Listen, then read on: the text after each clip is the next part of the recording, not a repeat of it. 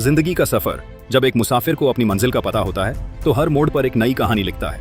15 अगस्त 1947 भारत के इतिहास का वो सबसे बड़ा मोड़ है जहां एक मुसाफिर ने सदियों की गुलामी के बाद अपनी मंजिल आजादी को पाया। यह सफर सिर्फ कुछ सालों का नहीं था, बल्कि पीढ़ियों के बलिदानों, सपनों और संघर्षों का एक महाकाव्य था।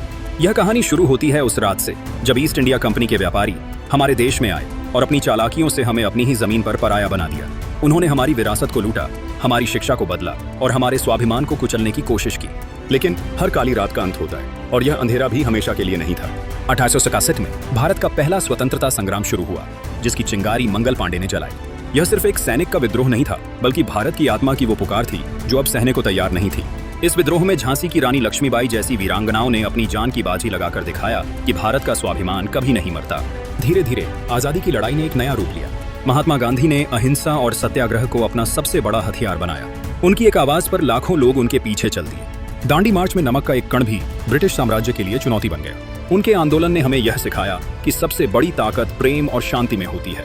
लेकिन आजादी का सफर सिर्फ शांतिपूर्ण नहीं था। भगत सिंह, सुखदेव और राजगुरु जैसे युवा क्रांतिकारियों ने अपनी जान देकर हमें ये एहसास दिलाया कि आजादी भीख में नहीं बल्कि खून से मिलती है। उनके नारे इनकलाब जिंदाबाद ने हर भारतीय के दिल में देशभक्ति की आग भर दी।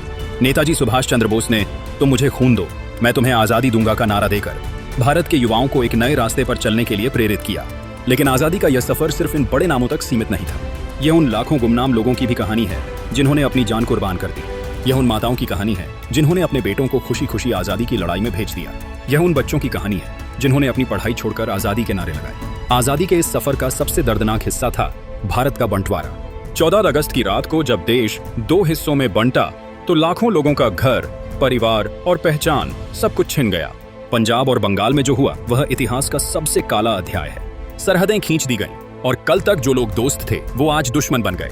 15 अगस्त की मध्य रात्रि को जब पंडित जवाहरलाल नेहरू ने ट्रिस्ट विद डेस्टिनी का ऐतिहासिक भाषण दिया तब दिल्ली में जश्न का माहौल था। लेकिन उसी समय लाखों लोग अपने घरों से बेघर हो चुके थे और उनके दिल में आजादी की खुशी नहीं बल्कि अपनों को खोने का दर्द था। आज जब हम आजादी का जश्न मनाते हैं तो हमें उन सभी वीर शहीदों को याद करना चाहिए जिन्होंने अपनी जान देकर हमें ये आजादी दिलाई। और हमें उस दर्द को भी नहीं भूलना चाहिए जिसने हमें यह सिखाया कि आजादी की कीमत बहुत बड़ी होती है।